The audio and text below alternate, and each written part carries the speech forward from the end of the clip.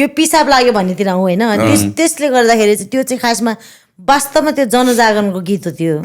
होइन तर मान्छेले राम्रोसँग नसुनेर चाहिँ छाडा के गीत हो यस्तो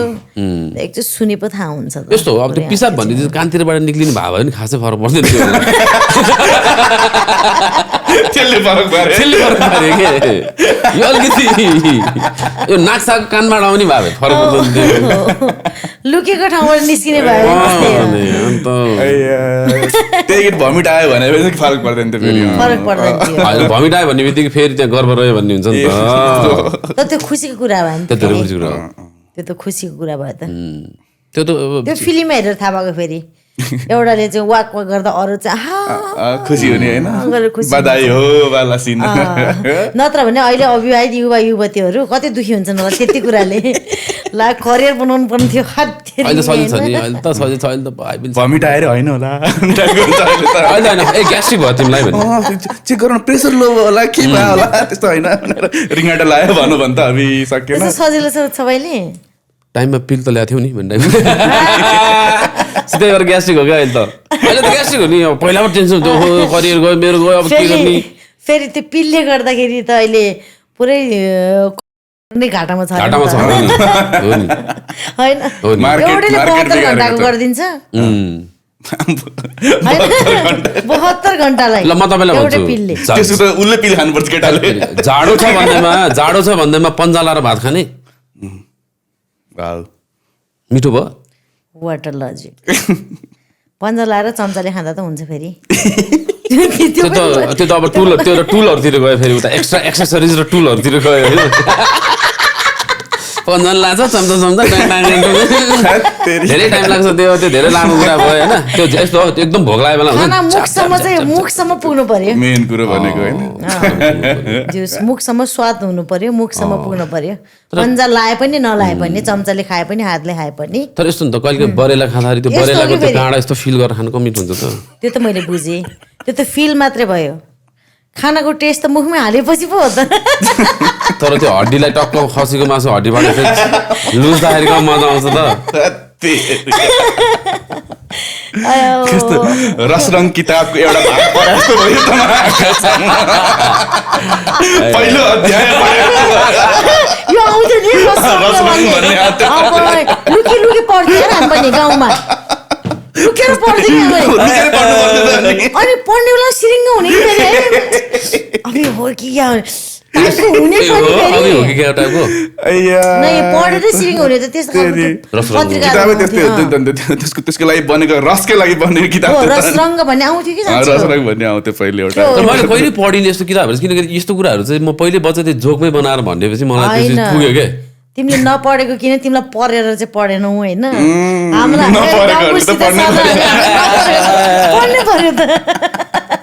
थाहा नहुने त पढेर थाहा पाउने हो थाहा पाउनु मन लाग्यो कि पढेर हो त्यो फेरि त्यो चित्रहरू हुन्थ्यो नि कभरमा बाहिर कभर फोटोहरू के अर्धनग्न टाइपको फोटोहरू होइन पहिलेको त वाइल्ड हुन्थ्यो त्यो किताबहरू त्यसले कस्तो अट्र्याक्ट गर्ने नि त किनौँ लाग्ने हुन्छ नि किताबभित्र फोटो त फेरि ब्ल्याक एन्ड व्हाइट हुन्थ्यो फेरि भित्र ब्ल्याक एन्ड व्हाइट भित्रको त अब शब्दले त्यो लेखेकोले शब्द मेन हो पढ्दाखेरि नै सिरिङ्ग भइहाल्थ्यो अब त्यो 50 Shades of Grey भन्ने किताबमा मान्छेहरू मरेको जस्तै त एउटा इङ्ग्लिस किताबमा कोही केटीहरू पुरै वाइल्ड भएर किन्ने 50 Shades of Grey भनेर त्यस्तै खालको किताब हाम्रो नेपाली दार्जिलिङ भनेको थियो उनीहरूले खतरा बनाइदिएको मात्रै नेपालमा त यो त कुरा पहिलेदेखि थियो नि त पहिलेदेखि भएकै कुरा हो मान्छेले नभन्ने मात्र लुकेर किन्ने त हो नि होइन हाम्रो कल्चरमा जस्तो इन्डियामा पनि एकदम यो हाम्रो कामासूत्र यो चिजहरू एकदम ओपन थियो पहिला यो मुगलहरू आइसकेपछि मुगलहरूले चाहिँ यो घुम्टो लाउनुपर्छ केटीले यो चिज गलत हो भन्ने कल्चर सिकाएर हो नि त नत्र त हाम्रो त कामासूत्र किताबै थियो मैले भने नि कल्चरमा एउटा सबै पार्ट हेरे हुन्छ कृषिदेखि लिएर यो उत्पादन थियो त्यो उत्पादन छ भनेपछि अफकोर्स थियो होला नि लाइफको एउटा अभिन्न अङ्ग हो त्यो त्यो हिसाबमा त कल्चरले स्योर डिफाइन गरे होला रिलिजन कल्चरले साइन्सले पनि त्यो चिज हाम्रो पुरानो वैज्ञानिक हाम्रो ऋषिमुनिहरूले पनि डिफाइन चाहिँ गरे होला त्यो चिज लोभ गराएको जस्तो लाग्छ मलाई चाहिँ त्यो आर्ट त्यो संस्कृति त्यो आर्ट त्यो प्लेजर हाम्रो घोर आपत्ति छ यसमा आपत्ति छ नि यसमा हामीलाई आपत्ति छ नि आन्दोलन गर्न पनि जान मिलेन फेरि क्या पो तनाव छ त आन्दोलन गर्न नि मिल्दैन तर आन्दोलन गर्नु नमिल्ने कुरा क्या अब के राख्ने त नारा के राख्ने त आन्दोलनको नारा के हुन्छ त त्यही गाह्रो छ नारा के हाल्ने ब्यानर के बोकेर जाने त्यो तनाव छ संस्कृति बचाउँ होला संस्कृति बचाउ मात्रै कामसूत्र ओपन गर चोकमा गर नारै मात्र गर मात्र नारा त्यो त नारा हुन्छ त्यसपछि त्यो नारामा पुलिसहरूले पानी फ्याल्छन् अनि त्यसमा दमन हुन्छ अनि त्यसपछि तिमीहरू यस्तो गर्ने भनेपछि त्यो नारा साँच्चीकै अनि आन्दोलनमा परिणत हुन्छ इमेजिन गरौँ न कामसूत्रको आन्दोलन कस्तो हुन्छ ढुङ्गा हान्दैनन् त्यो आन्दोलनमा ढुङ्गा हान्ने हुँदैन इमेजिन भइहाल्यो भने लाठी चार्ज मात्रै हुन्छ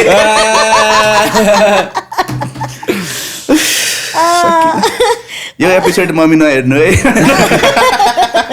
यो एपिसोड बुढी प्लिज तिमी नहेर ल त्यो भन्यो भने झन् लुकेर हेर्छ मम्मीहरू फेरि यही काटेर हेर्छ के भनेछ भनेर उहरू एयरपोर्ट राख्ने कानमा होइन एयरपोर्ट राख्ने अनि त्यसपछि कसैले म भन्दैछु होइन खास अब खोलिदिउँ न फ्यामिली सिक्रेट अनि त्यसपछि कस्तो भन्दाखेरि आजको आउने भन्ने टाइपको अब आज सुटिङ हुँदैछ आज ज्योति मगरजी आउँदै हुनुहुन्छ भनेको त्यसमा अब कसैले आपत्ति जनाएनन् तर फेसै छेकिदियो क्या तिमीले यसो मिलाउ न राम्रोसँग फेस चाहिँ राम्रो देखिनु पर्यो कि फेस होइन त्यहाँ चाहिँ अरू चिज छ कि कामुक देखिनु पर्यो